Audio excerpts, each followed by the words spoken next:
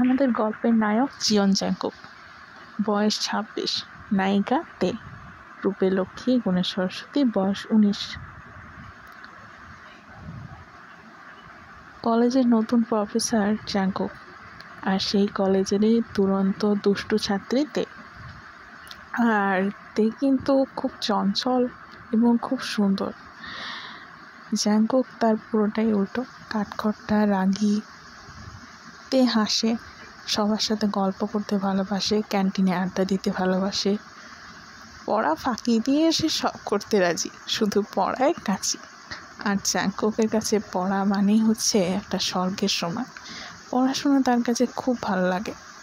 তে, এই তে, তুই কোথায়? আসছি দাদা, আসছি আর কতক্ষণ করবি বলতো? তে এক ছুটে নিচে এলো। কখন থেকে খালি আসছি, এতক্ষণ কোথায় ছিলি? পড়তে বসবি না? কে দাদা?